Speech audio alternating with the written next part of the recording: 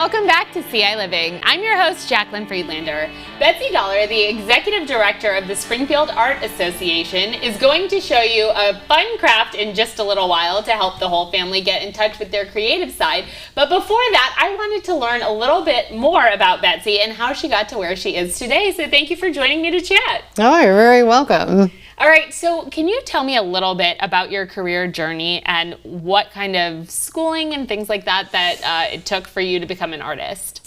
Well, yeah, it's not a straight line, but I actually grew up in a family of artists. So both of my parents were artists. My great uncle was a fairly well-known graphic designer and calligrapher in the city of Chicago. Oh, cool. And actually my grandmother went to the Art Institute of Chicago and taught there for a little while in the 1920s. So yeah, very strong background in the visual arts. So I grew up in that environment. But then I, right out of high school, went to Minneapolis College of Art and Design for a couple of years. Wasn't really happy with how that was going. Wound up going back to Chicago, ultimately with the intention of going to the Art Institute, but that never happened because life took kind of a left turn. Okay. I started working for an audiovisual production company because I had a very strong background in printmaking, and the way you divide layers in an image for printmaking is exactly how you used to make a 35mm special effects slide. Go figure. Oh, interesting. So yeah. I was actually the first female film animator in the city of Chicago at the age of 19. Wow. Yeah, and so that was kind of wild. Ultimately wound up moving to Colorado, finished my degree in printmaking and papermaking at the University of Colorado, but started an audiovisual production company in Boulder, where I stayed. When technology went on its ear, I wound up doing a lot of different things, but got very involved in nonprofit administration. So I actually went to work for a small private school and wound up teaching a lot of art, but doing a lot of administrative things as well.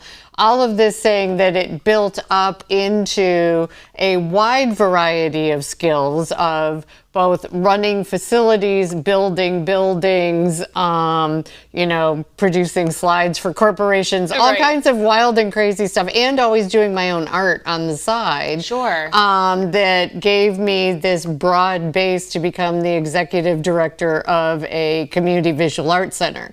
So now as the executive director of the Springfield Art Association, I teach, I design programs, I curate exhibitions. Right. I still do my own art. I fix plumbing. I, oversee the building of buildings. Right. I mean, it's just a little bit of everything. I lovingly call it my 8-ring circus. Sure. Yeah, I was going to say, it sounds like you have your hand in sort of every bit of it. And I think that sort of the thing through your journey that stuck out to me is that you were in the middle of something in school and it wasn't a good fit. So you were able to pivot, and then that journey actually led you to where you should be. So I feel like that's a really good lesson in, if something's not feeling right, maybe there's something just around the corner that's a little bit different, but still along the same path, but just not quite linear, like you said. Right. So, went to a great art school, but part of the problem was that it was the peak of the consensual art period, and I actually like to make things instead of talk about it. Sure. That was a problem. And so I did learn some very good skills there, but it was just, a super expensive school, and I'm like, this is not worth it right now. So yeah, I went and tried some other stuff, utilized the skills I learned, right, but then it sent me on a different path. Yeah. Well, thank you so much for sharing your journey. That was really a cool story. You're welcome.